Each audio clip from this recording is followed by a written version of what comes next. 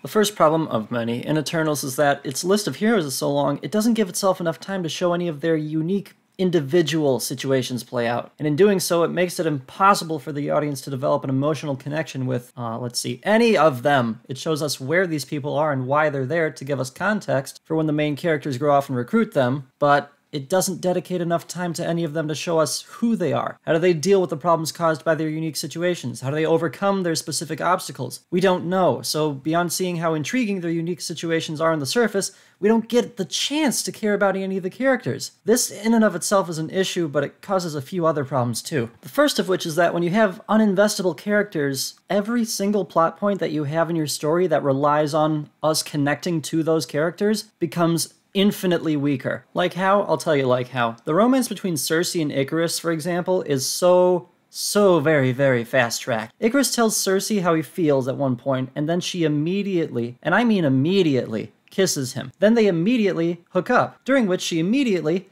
tells him she loves him. After which we smash cut to them getting married. This sounds less like a movie romance and more like the wishful thinking of a grade school child. There's no longing, there's no conflict, there's no emotional growth with or for one another. I mean, their courtship isn't even montaged. Well, maybe the jump straight to love is just because they've been around each other for so long that all of that emotion could have just been growing under the surface in both of them all this time. No! Either way, you have to show it so that the audience can feel it. Instead, this supposedly 5,000-year-long relationship has all the impact of someone telling you a dream they once had. It just doesn't work. And this issue turns into an even bigger uh-oh at the end of the movie, when the romance between Icarus and Cersei plays a critical role in the plot. Cut to this. Icarus has Cersei in his grasp and could instantly take the win he's turned against, fought, and killed his only family for. This whole time we've built up that this guy's dedication to his beliefs is serious.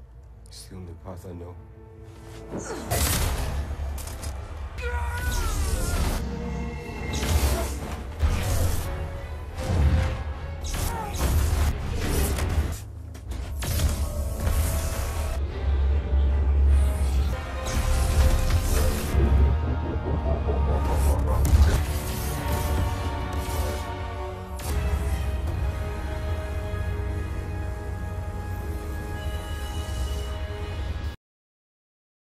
Did you see that? Did you see what just happened? He's reminded about how much he loves Cersei, so he just abandons his goal, actively helps her destroy it, and then flies himself into the sun. And it's like, what? I get how this was supposed to feel. It was supposed to show how deep his love for Cersei actually was, to the point where he was willing to abandon his core beliefs for her. But since we never invested in the sped up love between these two, that's not how this feels at all. It doesn't make his love seem strong more than it just makes the writing seem weak. This doesn't feel like strong emotion. It feels like giving up. You can't do a love twist if we don't believe the love. And we run into a similar sort of problem with our main character. The thing that supposedly makes Cersei special as our main hero, which also inspires her to quote-unquote lead the others in the third act, is that she cares about people. Apparently, these couple of scenes where she's helping humans is supposed to set her aside as the one Eternal who cares the most about them, even though the first thing we see when we introduce her as an individual is commitment issues with the human she's dating. The thing that's supposed to make our main character special isn't delved into. Sprite looked more content making humans happy than Cersei ever did. Bottom line, write this down, underline it, bold it, italicize it, highlight it, bring it to a tattoo parlor, and have it inked onto your chest backwards. If we don't see it, we don't believe it. And if we don't believe it, your plot can't rely at all on it. I'm sorry, it's kind of a long tattoo. I hope you're good with pain. And that's just issue number 1. Number 2 is by cutting out time for individual situations to play out means you're also cutting out time for conflict. Now, I don't know if you know anything about the basis of all drama, but if you guessed conflict, you guessed right. Due to the lack of time for everyone, conflict among our heroes is often immediately over or excluded completely. When Cersei finds out about the emergence and that all the Eternals are actually robots, she doesn't debate on whether or not she should tell the others this crazy new information. She just tells them immediately. When the others hear her explain this crazy new information, none of them question it. They all just immediately accept that they're robots. And before you start saying, well, they've been around each other for thousands of years, maybe they just all trust each other so much because blah blah blah blah blah blah blah blah blah, all the Eternals know that at this point in their existence, they are each susceptible to a literal brain disease.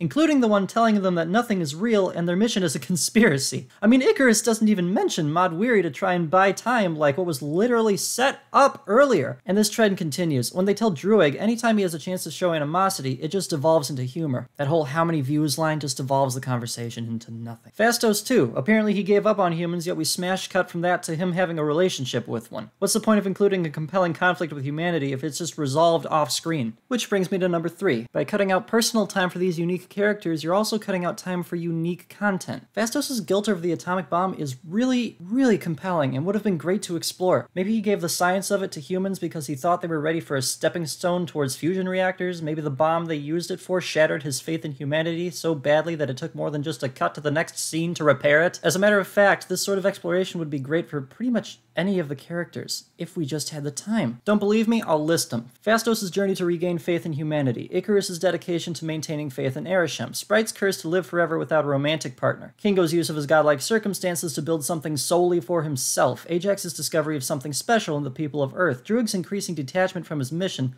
and only family, in favor of protecting humanity from itself. Thena's choice to stay herself even if it means ultimately losing her mind. Gilgamesh selflessly taking Thena in even though she may lose it and whack him. Yeah, even Thena and Gilgamesh's relationship could be really compelling, but we don't spend enough time on it to make any of its inclusion actually worthwhile. The movie's so otherwise occupied that Gilgamesh's death doesn't even have an impact. On the surface, the characters' individual situations are pretty much all unique and intriguing, which, credit where credit's due, is awesome. But since this isn't a TV show, the story doesn't have enough time to show us how any of those situational character concepts play out. So that's all they are, unique, intriguing, empty, surface-level concepts that are either overlooked or resolved immediately. All these ideas are only portrayed at face value, which is disappointing, especially considering how much of the movie that could be spent on justifying a couple of those concepts is instead consumed by its other two factions, the Deviants and the Celestials, one of which accomplishes nothing except being the personification of a doomsday plot to give our heroes something to do, and the other of which accomplishes virtually nothing at all, but more on that later. It's at the point where the narrative may be better off if these entire factions were just cut out. Solution time. Cut out the crap, even the cool stuff, that's bogging down your story more than it is lifting it up. Some of you might consider this cheating because it's more cutting out the problem than providing a solution, but it's my video, so deal with it. And also, sometimes it is necessary to take a step back and look at even the neat stuff you'd like to include with an objective lens. Objective obviously meaning as non-subjective as you can be without losing the point of the story. There's this really great Hans Zimmer quote that would be more of a retro score thing because it pertains to music, but the lessons applied to music and storytelling are often interchangeable. Sometimes you have to kill your favorite babies. Yeah, it's a little dark, but that's kind of the point. Towards the middle of Eternals, there's a scene that sets up an antagonistic relationship between Druig and the other Eternals. In hindsight, a smaller movie that saves crowding IP elements like Deviants and Celestials for future franchise installments could have used Druig as a villain quite successfully. It could have been really interesting to see Druig actually going through the pain of not being able to intervene over thousands of years instead of just mentioning it that one time. To see the lives of fewer Eternals actually play out so we can care about what they're struggling with, and then see Druig, a villain with mind control powers, manipulating them even without being able to use his powers on them. We can see how Druig is willing to put human lives at stake for the greater good even though he cares about them, and how exactly that doesn't really jive with the philosophies of the other Eternals. And if you still want your save the world stakes plot, have Druig actually want to take over every mind on the planet to reshape humanity for the better, but not be able to until he gets his hands on